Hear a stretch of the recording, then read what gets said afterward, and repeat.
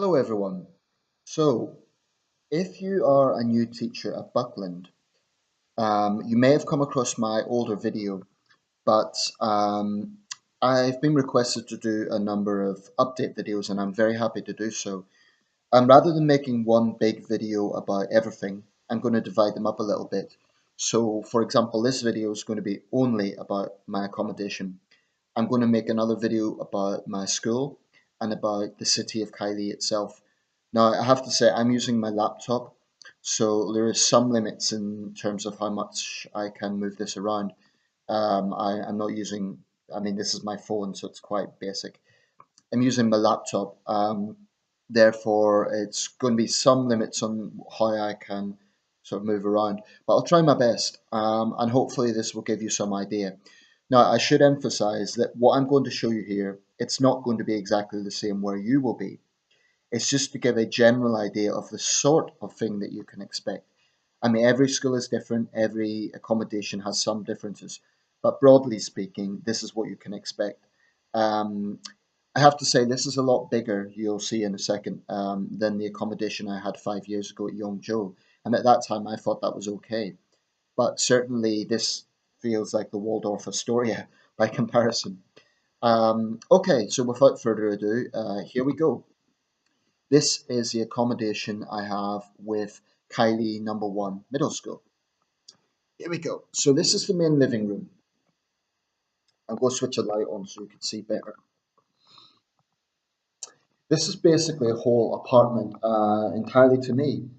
I'm the only foreign teacher here, so this is entirely to me. Pretty big space. So you can see there, this is sort of the main living room. So we have a sort of outside, I guess, balcony. This is actually a high-rise building. I'm on the second floor. In China, unlike the UK, there's no ground floor, so the ground floor is the first floor. I'm on the second floor, so relatively near the bottom of the building. And this is the view.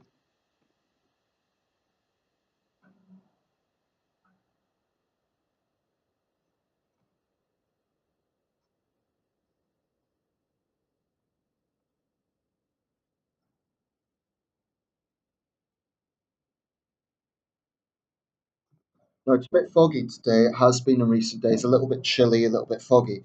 This very unusual looking building, just here on the mound, is actually a sports complex, a new sports complex. And I haven't really used it yet. As I say, it's just open, but that's just opposite. There is a lot of construction work going on. I wouldn't say it's the most beautiful scene, but it is interesting. And when the sky is clear, you do get some quite impressive views of the mountains around here. Guizhou Province is well known for its mountains, and this area isn't very high altitude, but you still know that you're in a mountainous area. So this is kind of, I often use this for drying my clothes.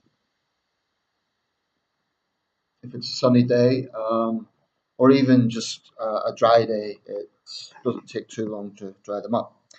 Now, in this main room, we have a big couch, a coffee table.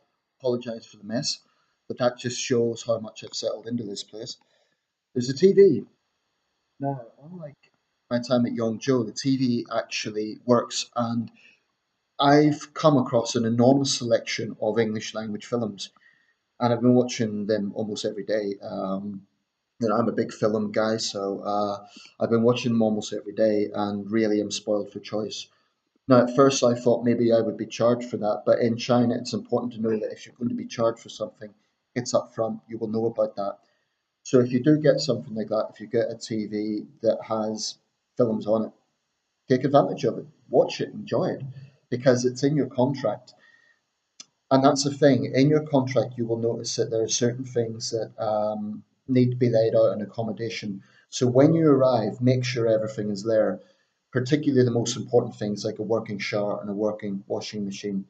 If they're not working, um, in all likelihood, the school will go, be helpful, but schools do vary. I feel very fortunate because I have some very helpful colleagues. The first day they sorted out everything. They even went and bought some material with their own school budgets. you know, because they had short notice that I was coming here. There was a change in the Education Bureau, but they really did go out of their way to help. Um, this is the kitchen. I don't use it that much because I don't really do cooking myself. You'll find that eating in China, and I'll probably make another video about this, is so affordable that you can afford to eat out every night and still have a lot of money left over. You know, you can have an evening meal for 10 RMB. It's very possible. Um, there is actually a supermarket nearby. I live in a sort of complex. Um, it's called the Evergrande Complex. So there's a series of high-rise buildings. We have a cinema. We have a local supermarket. It's quite fancy actually. That we even have like um, people in smart suits going around the area. Almost like I wouldn't say chauffeurs, but it's quite fancy. Definitely the fanciest that I've seen in my time in China. Um, that's main room, quite sizable. You'll notice, by the way, this water machine. Now, in this building, at the bottom of the building, I can exchange this for 10 RMB. So when it gets empty, I just bring back the container and it gets exchanged 10 RMB. I have asked the school if I could get this heater recently, and they've obliged because the evenings can be a bit chilly. If you're in the south of China, which with Buckland you probably will be, um, the situation in the south of China is that because it's generally warmer in summer, there isn't really any central heating systems in place. Therefore, in the winter months, it can be a little chilly. Whereas in the northern cities, because they are known for being cold, they have inbuilt heating systems. Therefore, this is something you would take up with the school if you do feel you need something extra like that. Speak to the school. I mean, it's in their interest that you're happy as much as it is in Buckland's interest. So I actually have two rooms here.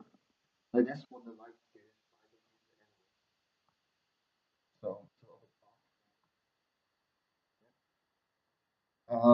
this is the bathroom.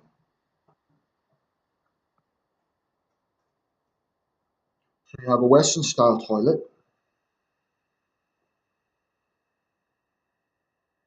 So everything you need there. There's a sink.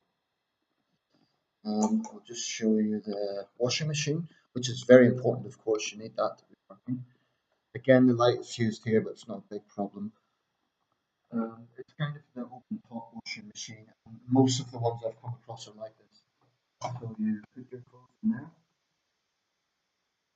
And, you'll get used to every machine's different, so I'm not going to say how it works because every machine's going to be different. But so that's it really. I don't think there's anything to add to that. I tend to use shopping bags from the nearest supermarket for my bin. Like I said, it's a bit messy, so I'm not going to dwell on that. But I hope this has been helpful. Oh, my bedroom. My bedroom. Okay. This is where I sleep. Now, a little bit feminine, the pink curtains, but there you go. Big wardrobe. Um, side desk with a mirror. Now, I have to stress that what you see here is not going to be exactly the same where you go. There is going to be some differences. But broadly speaking, you can expect certain things. You can expect a working shower, a Western style toilet, a working washing machine. Those things are necessary. If you don't have them, get in touch with your school first, your foreign affairs officer. And if nothing comes of that, then contact Owen because this is something that you're entitled to have. It's in your contract.